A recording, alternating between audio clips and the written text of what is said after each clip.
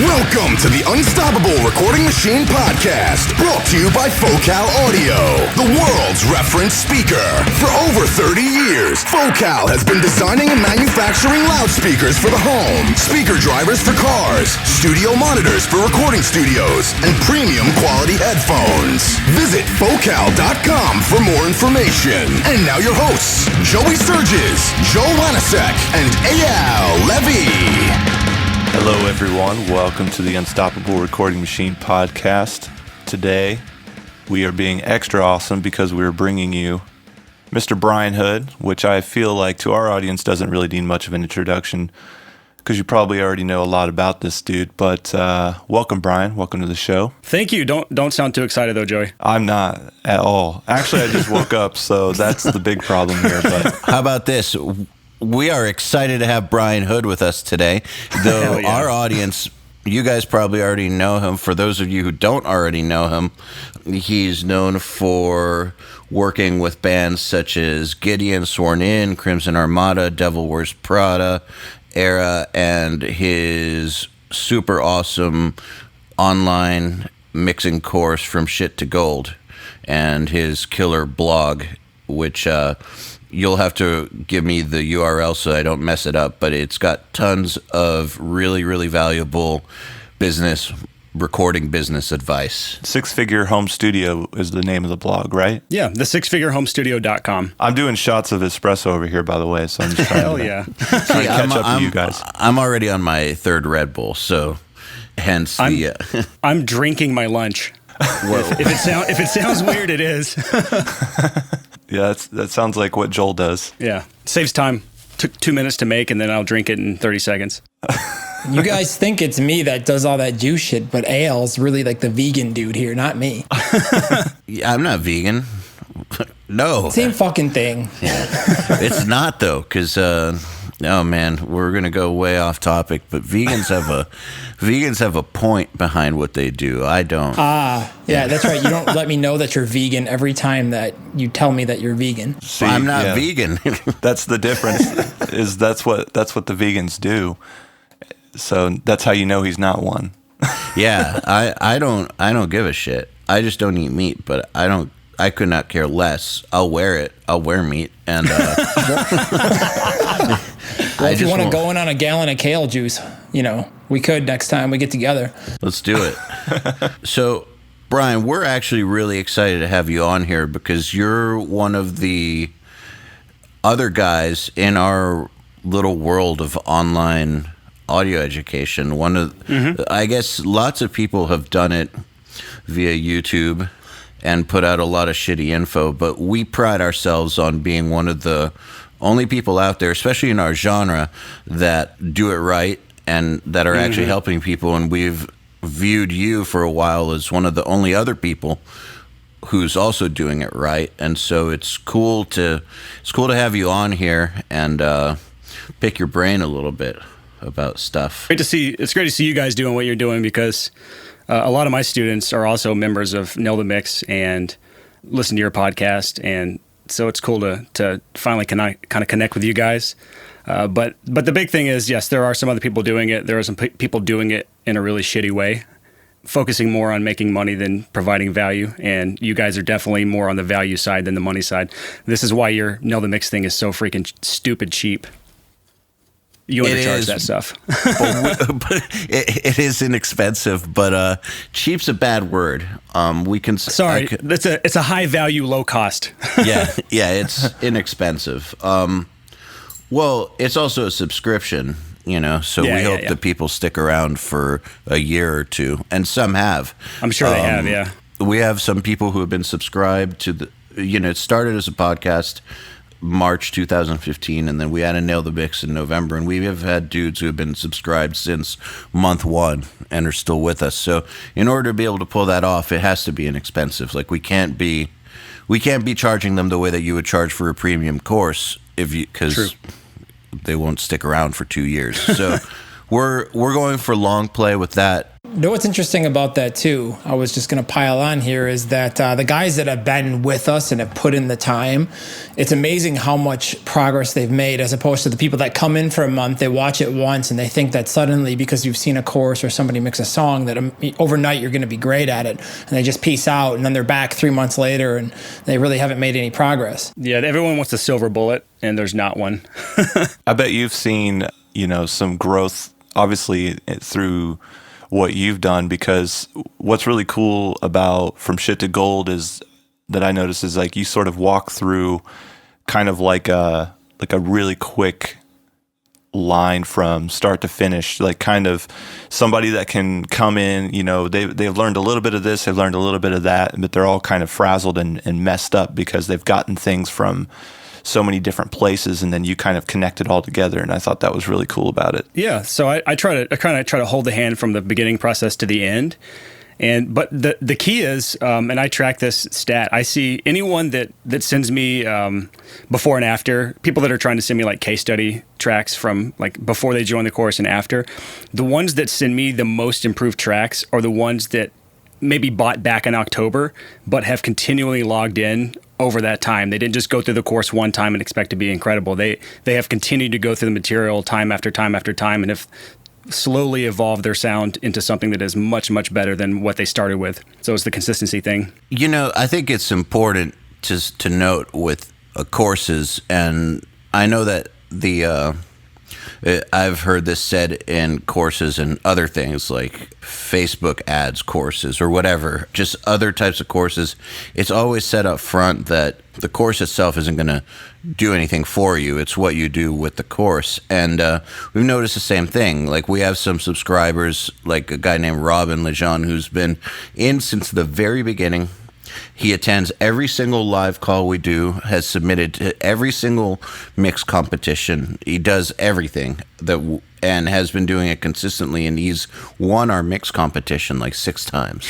That's awesome. And the model student. Yeah, exactly. And he's developing his own sound, and he's really one of our best students. But it's because he didn't just sign up for 1 month and think that he was going to become awesome. He's been taking a realistic approach, which means work and do more work and do more work and do more work. It's funny you say that. My first student is a guy named Buster Oldholm or Oldheim. I don't know how you pronounce his last name. He's from Sweden. But I know him. Yeah. So he was my first student for From Shit to Gold, and now he's come a long way. But he is now like mixed bands that I've worked with. He's actually done the new Sworn In. So it's interesting to see a student kind of go from wow from someone buying a course to someone that's working with higher end projects, and I don't want to use the word steal because we're all competing for some of the same bands, but it's cool. I actually thought it was awesome to see him work with some bands that I've done before. Yeah, that's like the biggest honor, right? Yeah, and he's also like, if you looked, he joined July 2015. I'm looking on his account right now, and the last time he logged in was the middle of last month. So the consistency thing is the key for everyone all across the board, even this guy. Right. Yeah, that's so cool. And I kind of wanted to mention here, in case people didn't know, which I think is an interesting fact, is that I actually recorded Brian's band a long time ago. I was wondering if you'd bring that up, because I haven't seen you since then. That's the funny thing. We've talked, but I haven't seen you since September 2007. It was My Children, My Bride record, and Adam D was mixing. Yep. So I got to work with Brian then, and then we kind of worked on a few other things. We did, what was the editing thing? I can't remember. No, that was okay. It's funny that he introed me as like working with the Devil Wish Prada, but I'm very, very transparent with the fact that all I did was edit drums on the Zombie EP. That's all I did. That's right. I don't try to take full credit for that project. I don't even really use that band's name anywhere in my, I think it's on my Wikipedia, and that's about it. Yeah. And then we did some stuff on the Plea for Purging album, Depravity, and then... Yep. No, that was it was A Marriage Between Heaven and Hell or something like that, I think. Yeah. Oh, that's right. Sorry, not Depravity. That was all you. I've done so many damn albums. It's so hard to remember. Do you guys ever get to where like you'll talk to a band you recorded like years ago and you don't even remember the person that was in the band? Or is that just me? Like I can't remember band members. It's not just you. Okay, good. That's my brain. It's hard. I mean, it's like, if you think about it too, if you've done maybe 50 albums, you think about that extrapolated out to, like, say it's 50 different bands, that's 250 people. Yeah. I try to pretend like I remember them sometimes. I'm just like, yeah, hey man, how are you? I don't remember you. Well, just think about like the guys in the band who don't really play much on their records. It's true. I always remember the one guy from the band, the guy who's like your point man, kind of like I was with Joey. I doubt Joey remembers many people in my band because they weren't even there half the time. Right, yeah, exactly. Exactly. If a dude is just in the lounge for a month playing Xbox and like other people are playing his parts for him, you probably won't remember him. No, that's the only guy I remember. Oh, man. The only guy you like, Joel? I'm just being contrarian. That's usually the only one that hasn't pissed you off, though. Yeah, well, sometimes those guys happen to be like a chef or something awesome like that. So they make up for the fact that they don't play by making life better for everyone sometimes. Yeah. So let's talk about your blog a little bit. I'm curious as to why you started doing that and why the focus of studio business. That's a great question. I actually launched this blog, I want to say like early spring 2014. It was more than 2.5 years ago. And for the first 2 years, I'd only posted 8 articles on there. So I kind of maintained it during that time. But I originally launched it just because the recording industry, specifically home studios, are filled with a lot of the right brain type people, the creative types. And I've seen this just a pattern time after time after time, question after question from people that are like some of the most basic questions on business in general, freelancing and positioning and marketing and branding and I mean, all the things that come together to make a business. That's super, super simple if you're left-brained and more of an analytical type and just business savvy in general. But most home studio owners, specifically home studio owners, don't have that side of their brain a lot of times.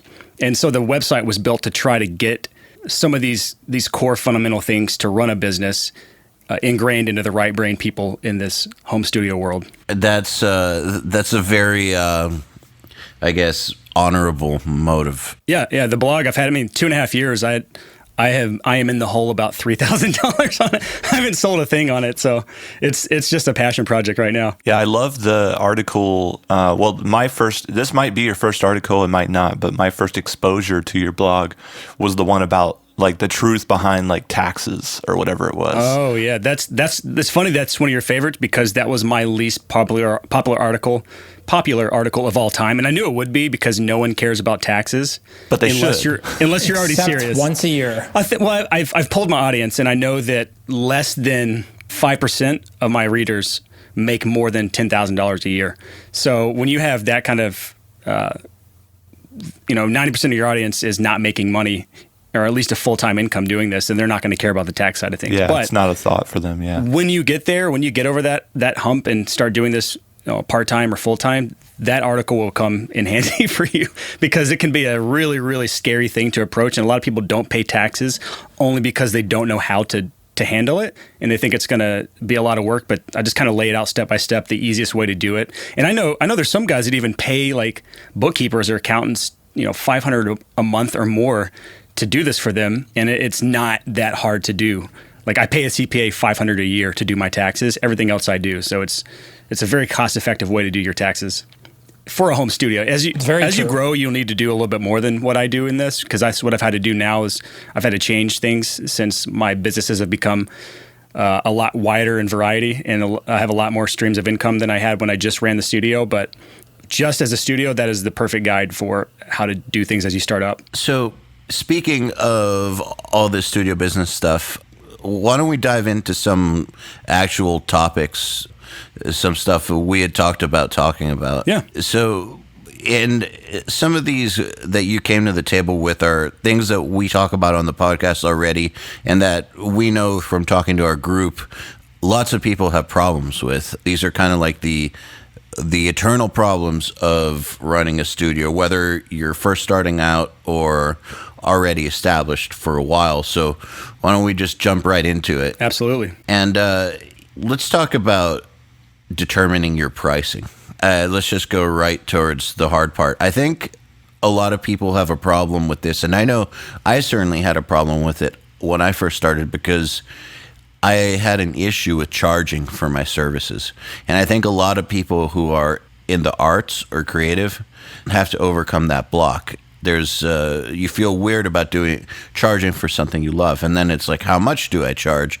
Lots of people err on the side of charging too little because they don't feel confident about their work, or they feel like charging more is maybe highway robbery, for instance, because it comes easily to them. For instance, there's all kinds of different reasons, and then there's the whole imposter syndrome. Is I'm new, I can't possibly charge as much as someone who's been in the game for 10 years. So there's all these different insecurities or questions, doubts, problems with how to set your prices, and I just think we should dive right into it. I love this topic, so I'm more than happy to talk about this. How did you first start setting your prices? I mean, that's a long way from what you should do.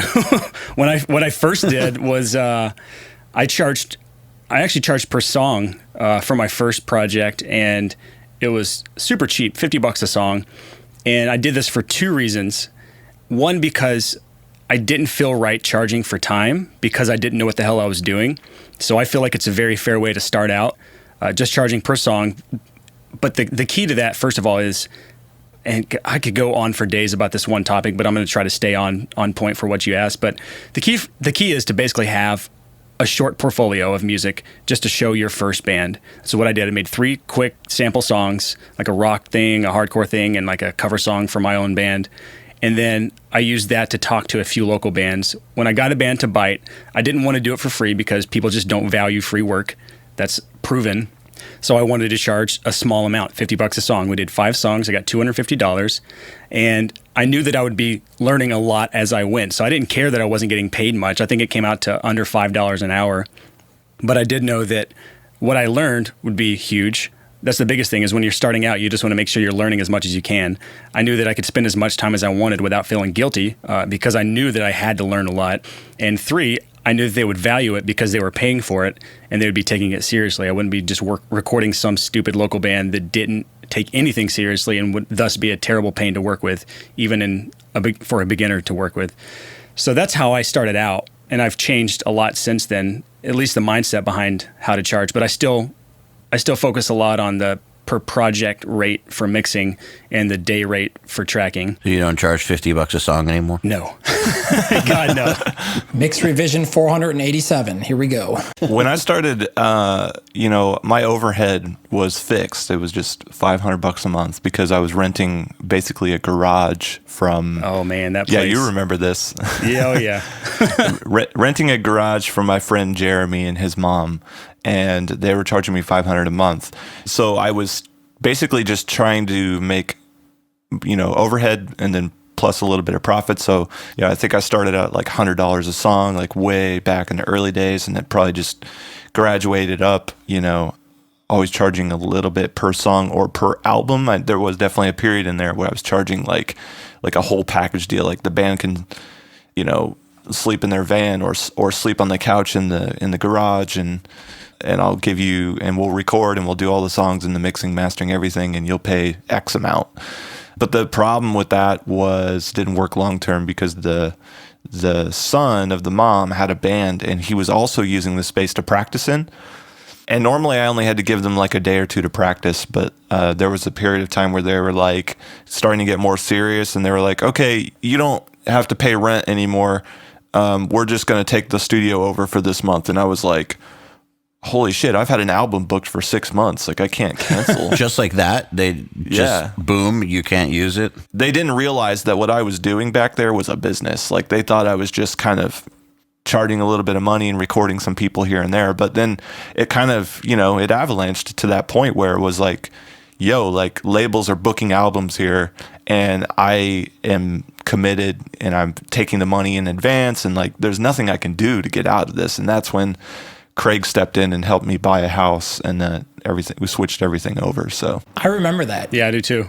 I remember when you first moved to that little brick rancher house, and was that still in Connorsville? Yeah, I still have that house actually, and that's when I changed the way I priced things. But yeah. So what did you change it to? So what I started to do then is I felt like I had established myself.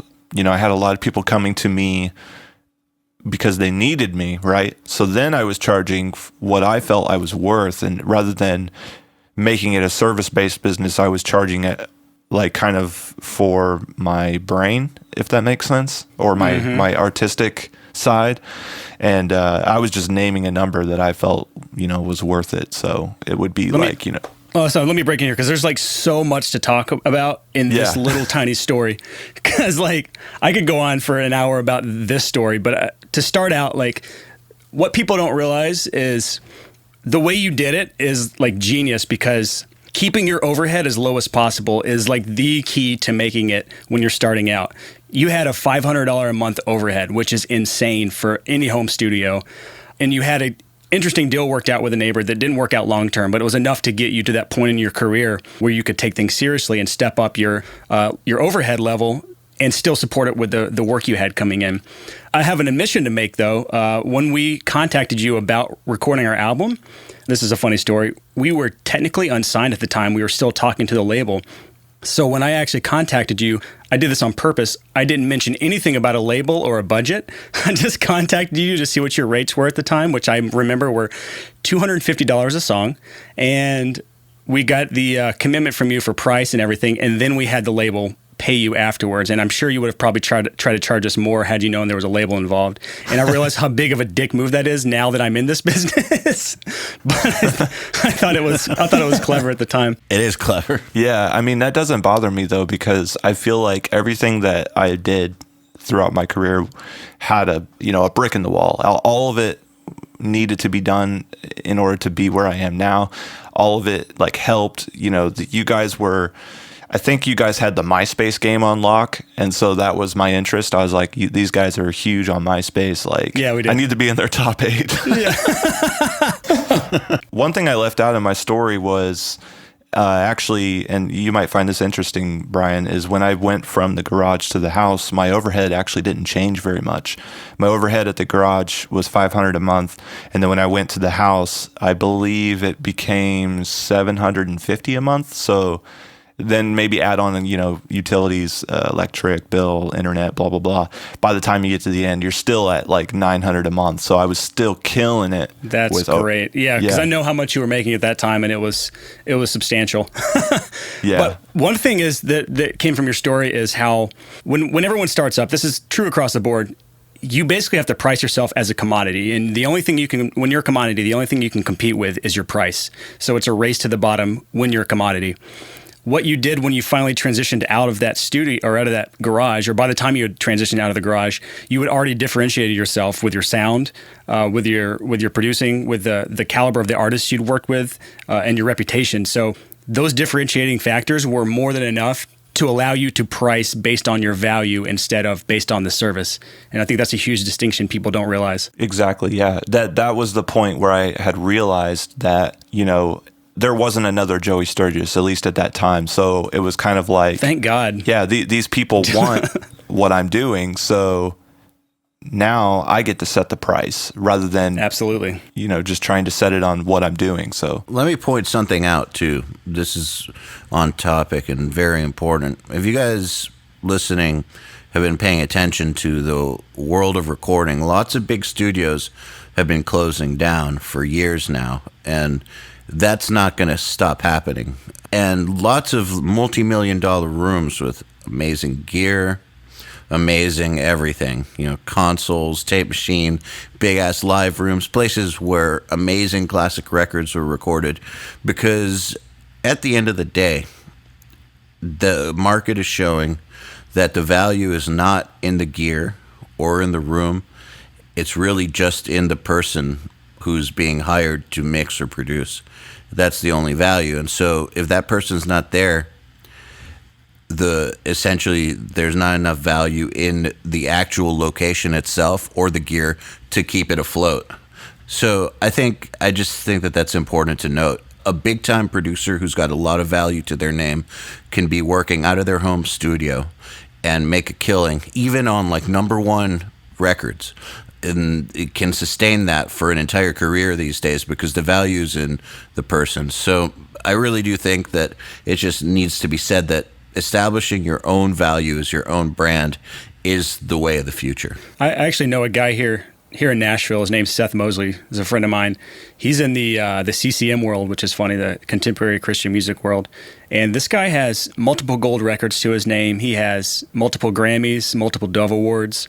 He's worked with some huge artists in that scene, and he still works above his garage in his house. And I think that's amazing to me. It is a well-built out room. He has put a little bit of money into that, but when you compare the overhead for him compared to someone that has a dedicated commercial space, it shows how much things are changing in the recording world. And a lot of that has to do with the fact that if you look at the trend across the board, and this isn't really as true in the metal scene because metal is metal and hardcore is hardcore, and we're still going to have full bands, drums and everything. But if you look at Spotify's top 50 playlist every single month, it's almost always about 90 to 95% program music. There's no real instruments in it.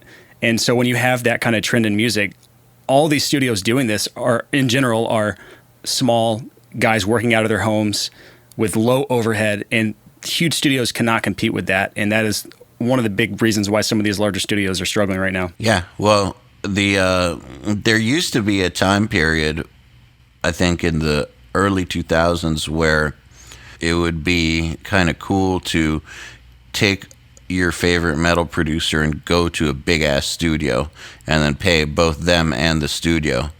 But that's kind of going by the wayside. There's still the option. I see this all the time. People, and I think some of you guys do this sometimes at least. You record out of your home or maybe a small commercial space that's cheap, and then you'll just rent out a bigger studio in town for drum tracking, because that's really one of the few things, at least in our kind of music, that benefits from a large, nice sounding room. And you book that for a couple days. A lot of you guys out there have some sort of contact or way to get in the studio and can get even a buddy rate in some cases. But doing that is so much more cost effective than building out a big room in your home or big commercial space and having that overhead constantly having to pay that. Absolutely. That's what I do. Yeah, that's the way to go. So I guess, so that said, if we all agree that keeping your overhead super low is essential to starting out, then what's the next step for someone first starting to set their prices? Where do they how do they gauge it? Like, what's too much or too little? For me, it was, when I started raising my prices, it was all based on, it's just simple supply and demand. If you are correctly differentiating yourself in the market, and you have bands coming to you and returning to you, that's a big factor on how satisfied bands are when they return to you for their next album or their next EP or their next single. But what your schedule is set up like, if you're booked out 3 months in advance, it's time to raise prices, I feel like, or at least experiment with raising prices. And so what I would do is my schedule would book up 2 to 3 months in advance, and then any quote request I got from there on would be 10, 20, 30% higher for a project than what I would typically do. And that, doing it in small increments like that, as my schedule was full, allowed me to experiment and have more confidence in raising prices, because if I'm continually booking at these higher prices, that's now my new threshold. I will not go below that until my schedule thins out. And I just kept doing that for years and kept my schedule full. And if there was ever a lull where things were slow, I would bring my prices back down, but that would rarely happen. And I don't know if you guys experience this, but occasionally you'll have a stretch of 2 or 3 months where it gets slow in the studio. But of course, it's much better to have those 2 or 3 months to recover and not drastically lower your prices, but overall keep your prices up, because I found that I can work and make the same amount of money working half the time, doing half the work and enjoying my days more than to be booked up back to back to back at half the price and be busting my ass 80 hours a week for the same pay as I could if I just doubled my pricing. So it's not all trying to keep your schedule full, but I feel like a lot of it is just making sure that if your schedule is full, that you are raising your prices consistently until that's not the case. And then I guess conversely, the person who doesn't have a full schedule and is just starting out, if they can't seem to get anyone booked, then maybe they just need to drop their prices altogether. Yes and no. Okay, so that's when you're the commodity. If you are just a race to the bottom with your prices and you're worried about like your competition in town charging less or someone going to someone else, then you are not you're failing somewhere. Your mixes either suck, your attitude sucks, possibly, your people skills may suck, your positioning may suck, and positioning is a whole multitude of things. It could be the look of your website, which I'll plug a little free thing I did here. It's called recordingstudiowebsite.com, and that's literally just a free course I made to walk people through how to build a website for your studio. I checked it out and I vouch for it. It's badass. Yeah, so it's just a step-by-step walkthrough. There's no reason when you have that resource to have a bad website now. So website's a huge one. If you can't take good photographs of your studio, then just don't do any photos of your studio at all. It's better to, I don't think that like a crappy iPhone shot of your shitty mix rig in your bedroom is going to bring any clients in. But that's my opinion. But if you want to do that, just make sure you get a more professional photo of your shitty mix rig, and that you clean up your place and try to decorate a little bit. But positioning is further than that. Positioning is partly based on your price, and I guess it's the reaction to the price is a good reflection of your positioning. If people react negatively to the price you throw them, you are not positioned correctly in the market. I have a question about positioning, actually, because I'm wondering, do you think people should have blinders on? And what I mean by that is, like, should they ignore everyone around them when they set their price? Or do you think the opposite? Like, should they be looking at all of their competitors and trying to put themselves, somewhere on the ladder? That's a great question. In my town, when I started up, there were like the traditional studios, but there were literally no home studios that I was competing with. And the closest one was in Birmingham. My pricing, I don't even know what his pricing was at the time. So I guess I kind of went in with the blinders on. And even at a higher price, if you're above your competition, you may land a project here and there, but you're still going to probably struggle. So I would say it's probably good to know where your competitors are. But at the same time, don't just copy what they do, because they're probably bad at it too, in most cases, unless they're already well established. But there's resources like my recording studio website thing for website building. There's resources like my blog to teach you some of the other positioning factors that really matter, like the free ebook. If you sign up for my mailing list, you get a free ebook called Keys to a Six-Figure Home Studio. That book is like 90% positioning, because that is such a huge factor I see, is people looking like absolute amateurs. And 9 times out of 10, their mixes are amateur too. So that's a huge part. But some people, even with great mixes, can't get work because they're bad at getting themselves out there in a high value position. Well, I think a lot of people are under the mistaken assumption that, they did all the work to get good at audio, so people should just show up. So this is another thing I see here in Nashville. A good way to look at this is in other industries. So Nashville, we have a huge studio musician world, like where you have session musicians, or you have musicians that are hired on for tours and stuff. So just touring artists. I don't know what the term is for that. Session musicians and just, I guess, freelance musicians. Anyways, time after time, though, it's not the best person that gets the job 9 times out of 10. It is the most well-connected person, and they are well-connected because they are the most likable. So if you have a friend and he's good enough to do the job, and you have another guy who you don't know and is kind of a dick, you're going to hire your friend every single time. So I think a lot of it comes down to people skills and knowing a lot of the people in your scene, because if you're not tied into the local scene of whatever genre you're trying to work, it's going to be really hard to convince anyone to come to you as a nobody, especially if you don't have good people skills. We talk to people all the time on this podcast about the people skills issue. And, we've had lots of guests who have come up from the bottom and gone all the way to the top. And every single one of them, without fail, has talked about how people skills are just as important as your music skills. And so I just want to tell people that we understand that being in a creative field, and especially a field where you might spend 12 hours a day looking at a screen in a dark room, you might have some social anxiety. You might not be the type who wants to go to bars and hang out with people. You might not even drink. Who knows? Like, it might not come naturally to you, is what I'm saying. And that's okay. It doesn't come naturally to me. And I'm guessing, Joey, I don't think it comes naturally to you either. Let me tell you guys a story about this, okay? This is so relevant because when I was in high school and middle school and I was younger and coming up, I was the most shyest, quietest kid probably in the entire school. You know, I was not social in any way, shape, or form.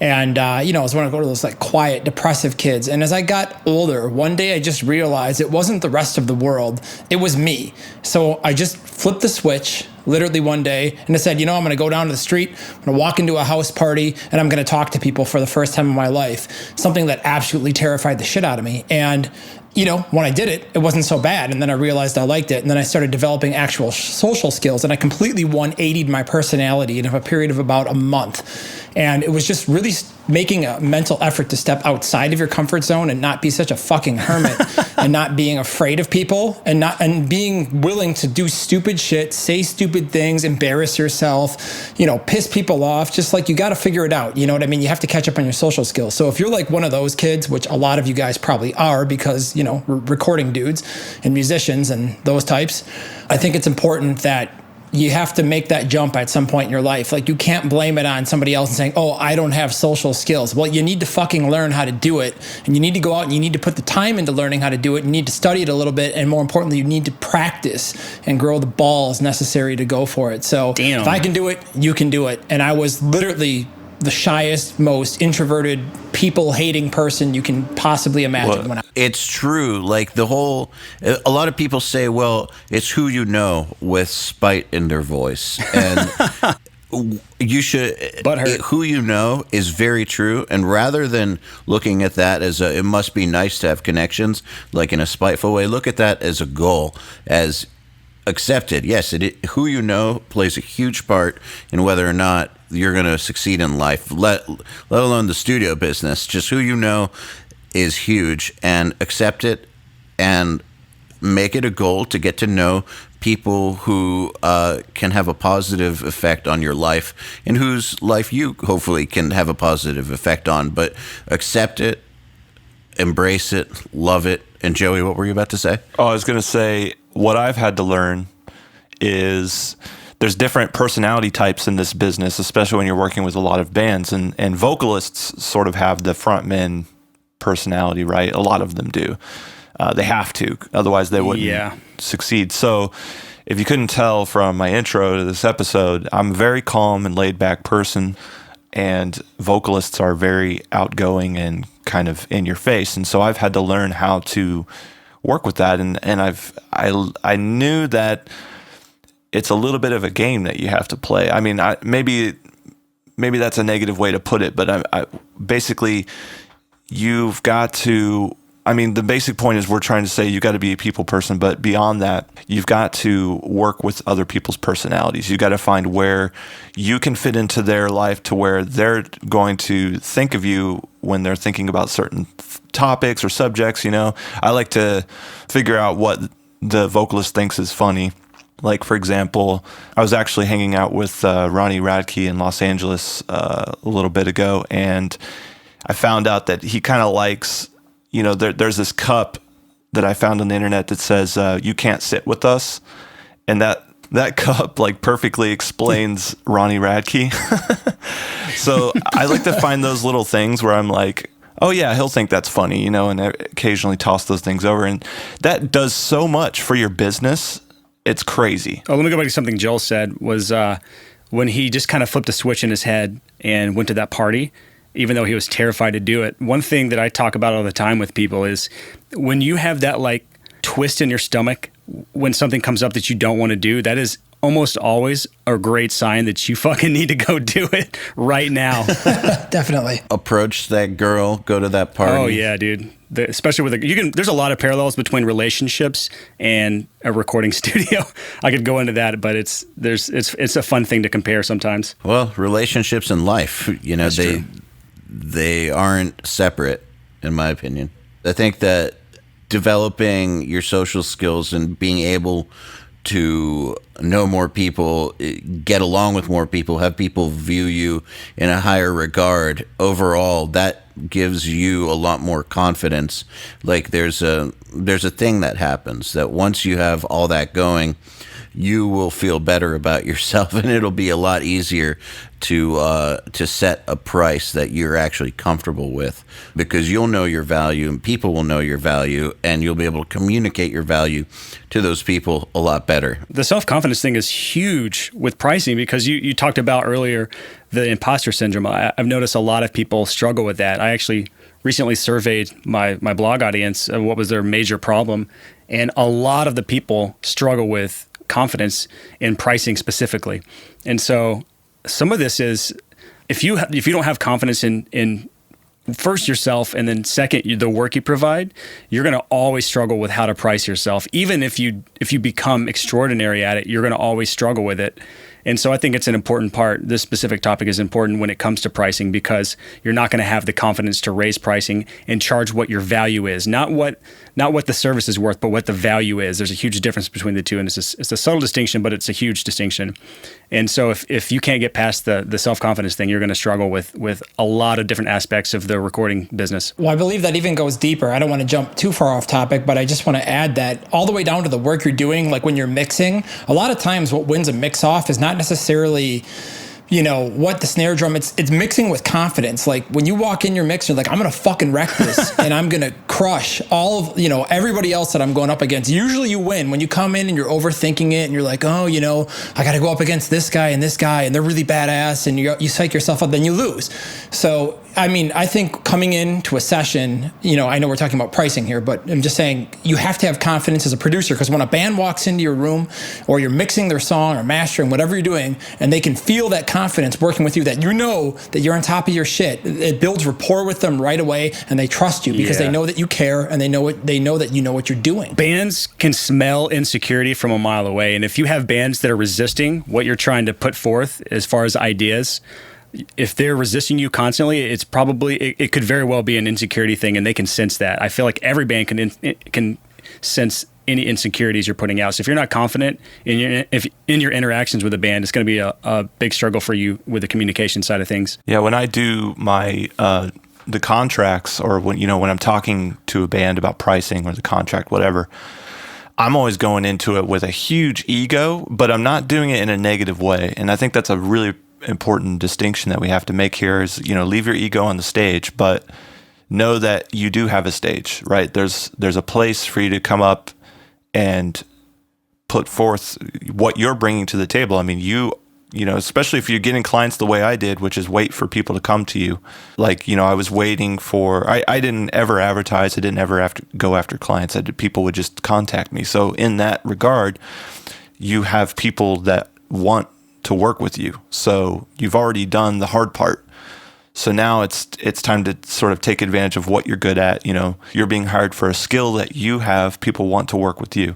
And I also approach mixing in the same way. It's like my mindset when I'm mixing is I'm the best mixer on the planet Earth. I'm going to have the best snare sound that anyone's ever fucking heard. But I leave that behind in the mixing room. And as soon as the song leaves my computer and goes out into the world, I'm not going on Facebook and being like, fuck everyone, this is the best mix, like blah, blah, blah. Like that's the worst thing you could ever do. But you have to think that way when you're performing the skill or, doing the task. This is so off topic, but wasn't David Bendeth caught doing that in a Ultimate Metal Forum thread? Yeah, he was. About where he signed under a fake name and was like defending his mixes, like, with vengeance until someone finally kind of called him out on it. Yeah, it's a bad spiral to get into, because what I think a lot of people lose sight of is that none of that shit fucking matters. It's all about, if you walk into, the president of a label's office, what matters at that moment? Like, what is the thing that you've done in your life for them to pay attention to you or even care about what you have to say?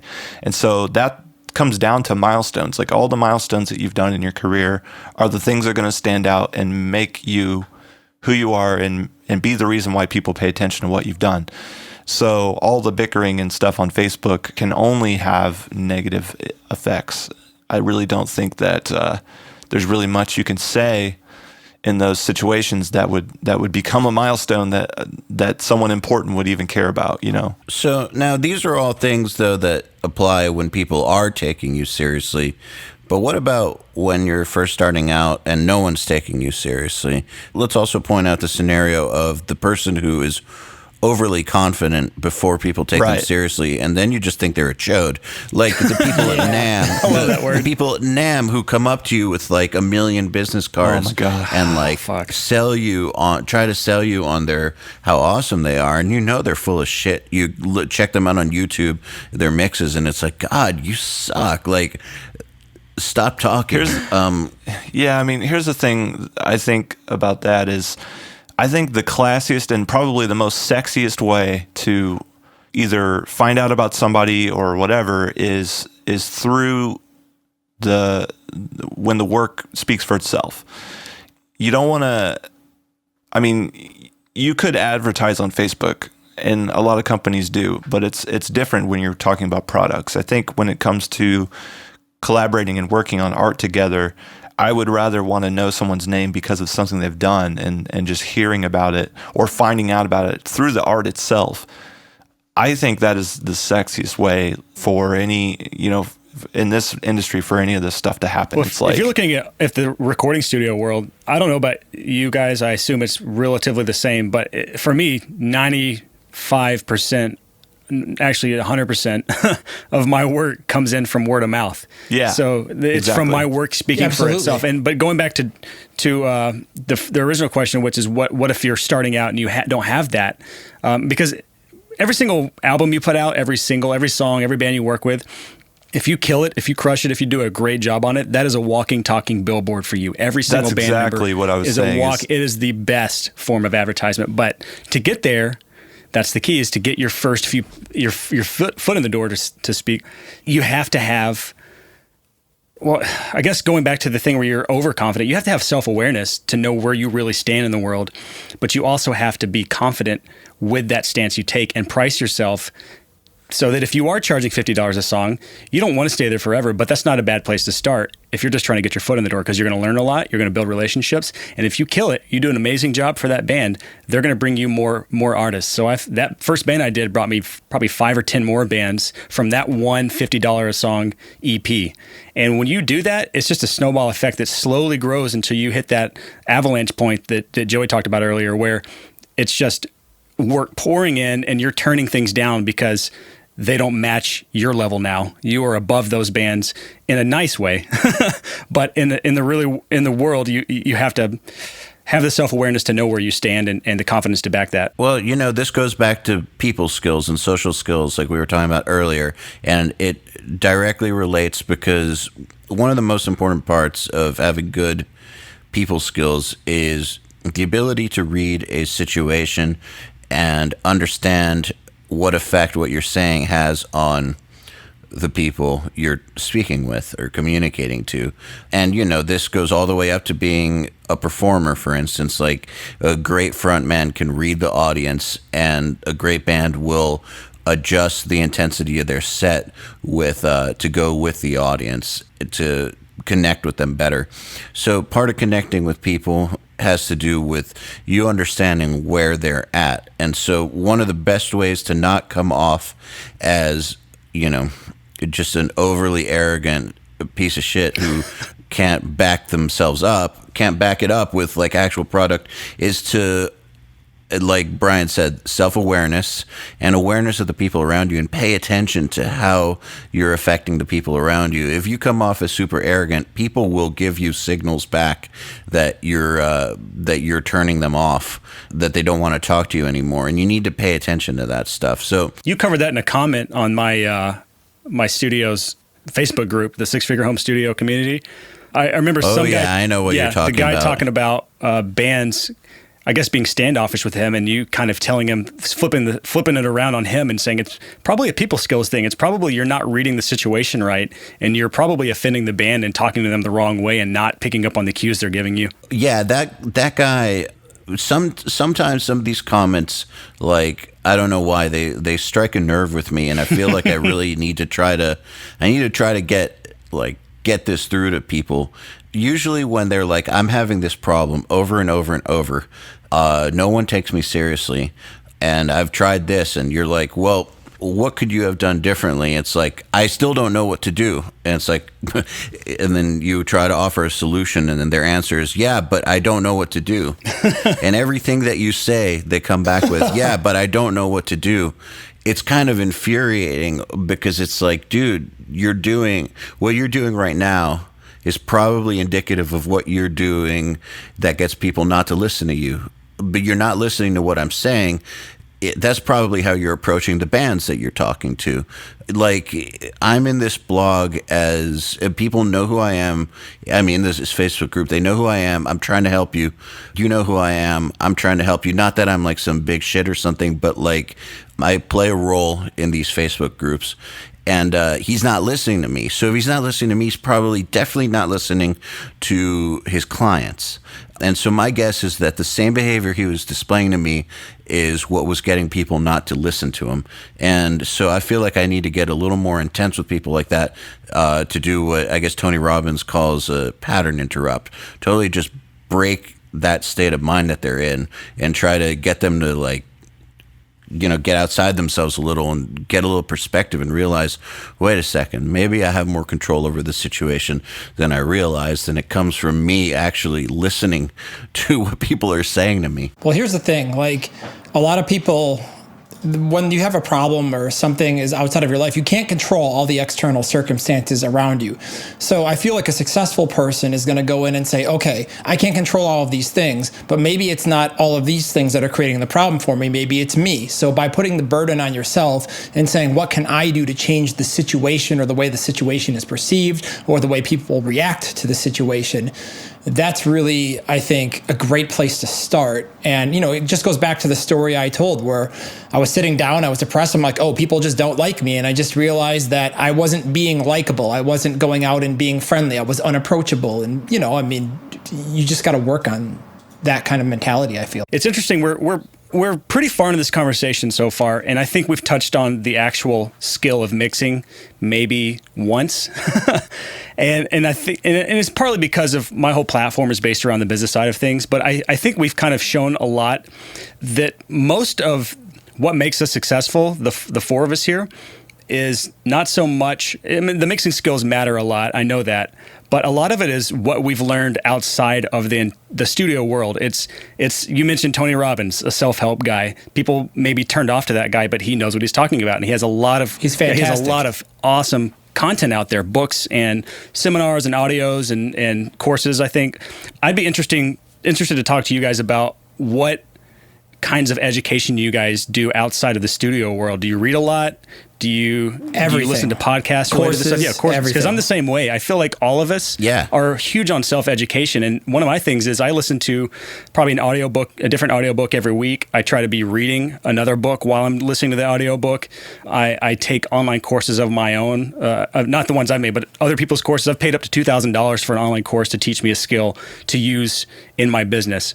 And so, it's amazing you bring this up because I just had a long ass post about this yesterday on Facebook because awesome. I was just trolling out on the forums, and I hate when somebody's offering some kind of informational course and then somebody's just like, oh, that's a fucking scam. That's a scam. And it's just like, and then on the next post they're complaining about how they're unsuccessful, they're broke, or they're not doing their dream. And you're like, moron, if you would just sit down and actually listen to the fucking message instead of prejudging it, maybe you would learn something. Anytime I see somebody more successful than myself, or have something that I don't want, I'm going to ask them and try to figure out and reverse engineer what they did because I want to be in their shoes. And I think that's something that's a massive commonality amongst all of us, because I know Joey and Eyal and myself are all voracious readers, voracious course takers. I mean, I even listen to podcasts when I'm shopping, so I can maximize the time. So I said that the amount of there you go. If I'm working, I'll listen to music. But if I'm doing something mindless that I don't have to concentrate on, I am 100% of the time either listening to an educational podcast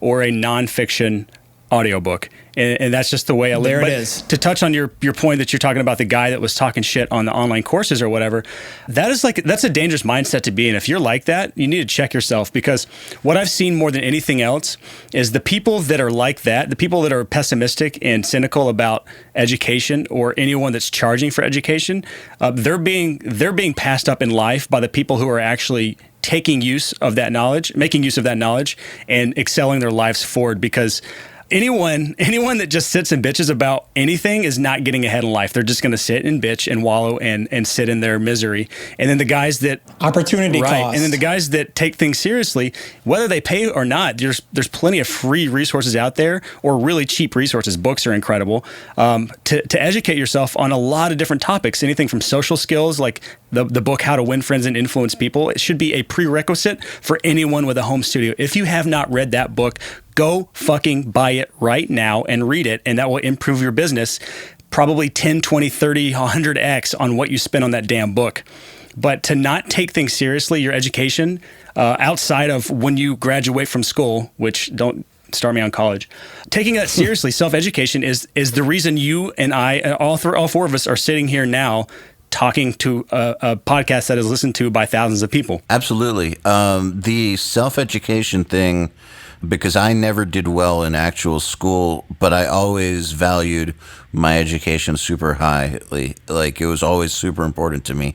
So since I can remember, I've always been consuming knowledge like I can't get enough. And it's not just about, business, I want to know about history. I want to know all kinds of stuff.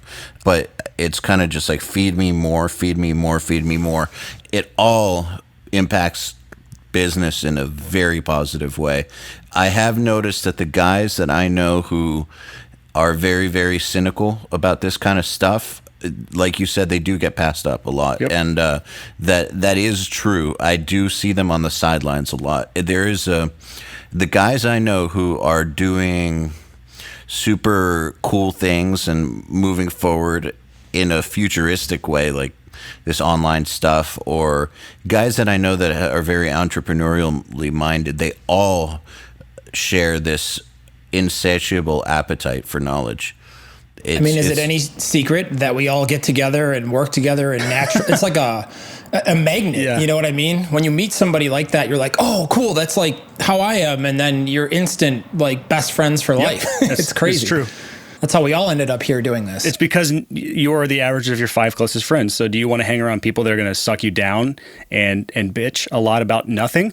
Or are you going to be the person that is around people that are highly successful and that are pulling you up, and everyone's scratching everyone else's back and everyone's helping everyone else be successful? Like, which of those two groups do you want to be a part of? Like, I don't know about you, but I don't want to sit and watch Netflix all day, every day. I want to be with a group of people that are out there doing cool shit. Well, McDonald's is hiring, so if any of you guys need a job, I got some applications. Well, on that topic real quick, I just need to say that I started pruning people out of my life at a very young age.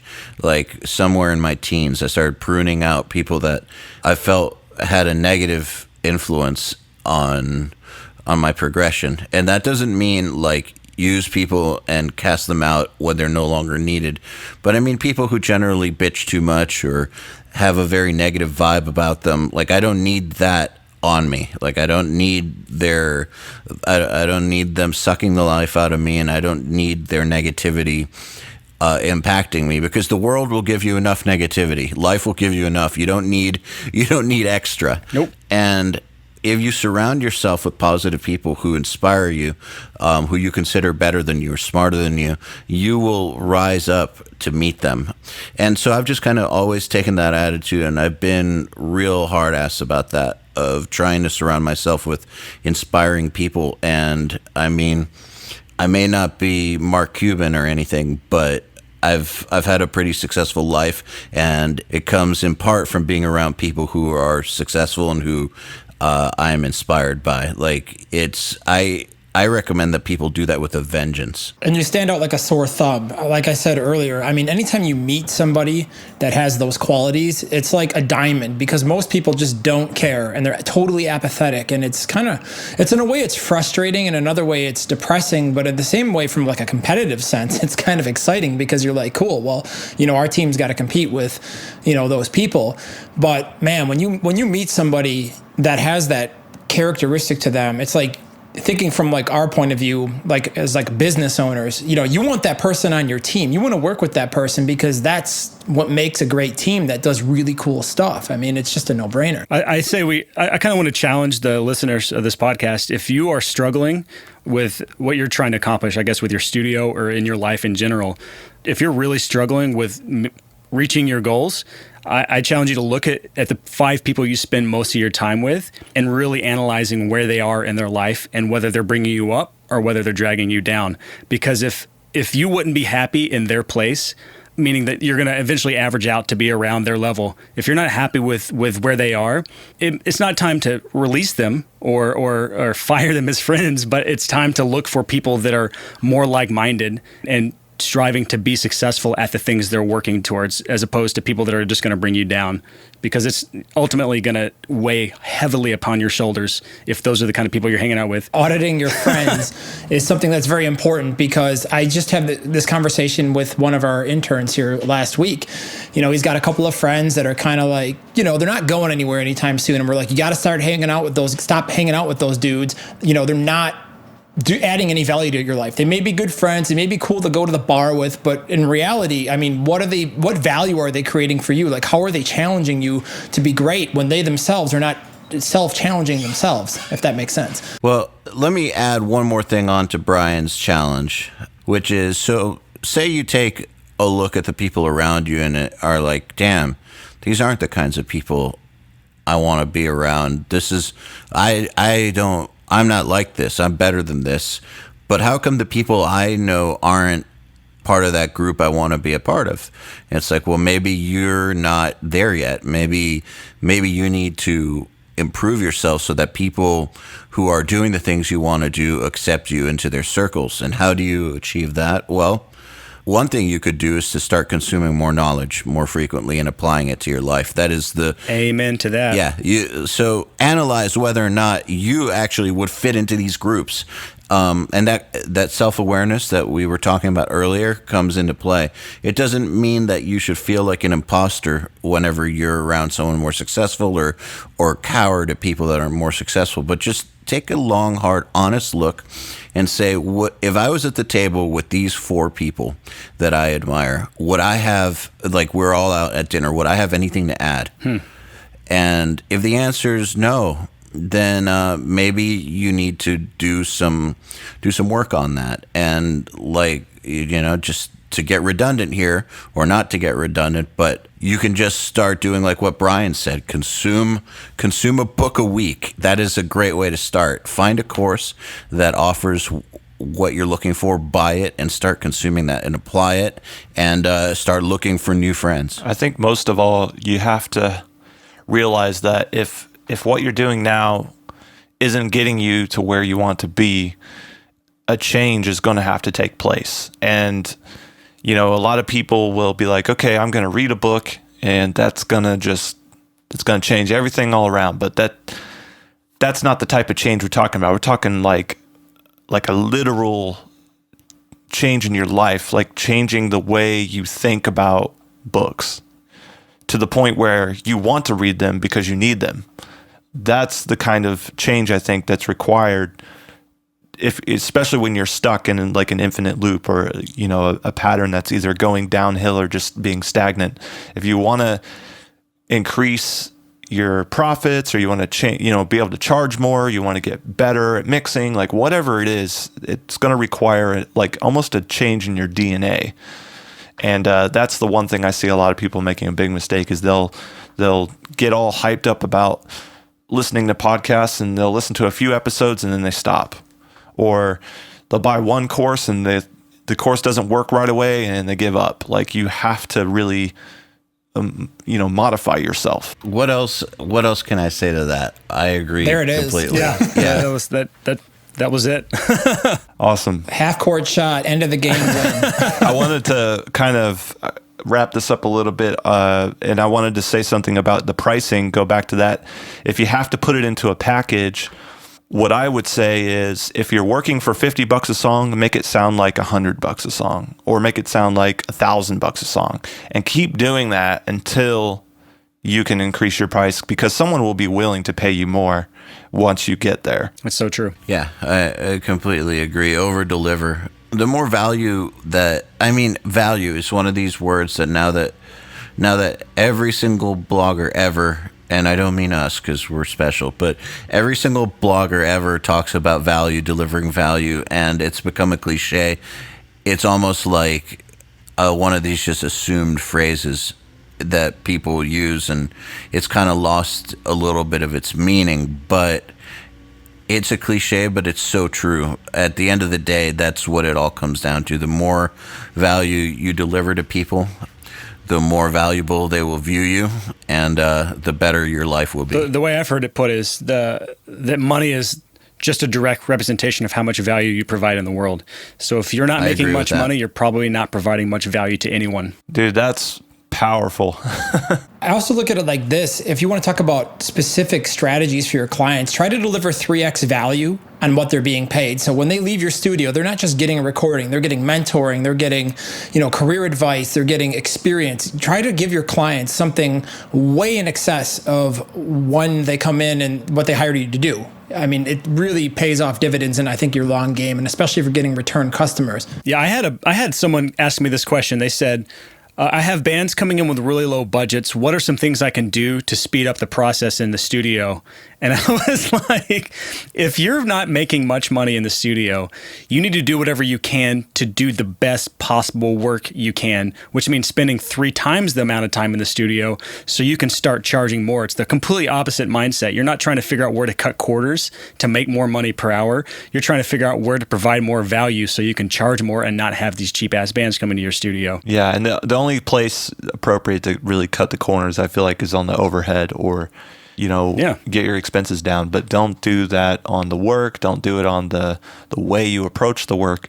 At the end of the day, it is art, and it is someone else's art. So, and I guess you could argue what we do is art as well. But it's your music is a product, especially when it's in this industry. Now, anytime someone edits themselves or even worries about releasing music, then they are doing it for profit. And so I would say the best thing you can do to stay in business, like we've been saying over and over again, is just be valuable. It's huge. That goes for anything in business. Also, be attractive and don't be unattractive. That helps. Yeah. Not literally, but yeah. No, I'm being literal. Just be attractive. No, I'm joking. Shitty advice from Brian. So, Brian, thank you so much for coming on. Absolutely. It's been, I know that this podcast could have probably gone on for about 6 more hours. So you're definitely a like-minded individual, and it's been awesome having you on here. Thank you so much, and hopefully we can do this again sometime. Absolutely. I was more than happy to be on here. For all the people who've stuck through the whole episode, thank you guys for listening. By the way, Brian's going to show you and tell you about all the ways that you can find him and get more value from him, because I know you've got a lot of stuff out there, so fire it off. So for the business side of recording studios or home studios specifically, I have a blog, which is the sixfigurehomestudio.com, which has a bunch of articles on there about different topics, from tax to starting up to, I actually go over my income from 1 year, income and expenses and taxes from 1 year, if you want to see kind of behind the scenes of the numbers behind a studio. That's a great blog article, by the way. Love that one. Absolutely. And then I also have, if you want to just get the ebook for free and skip the blog, you can go to the sixfigurehomestudio.com/ebook. And then I also have, we were kind of touching on this, Joey, specifically Joey's situation where he had super low overhead. I have a PDF I just made that goes along with another article I wrote called, the PDF's called The Lean Home Studio.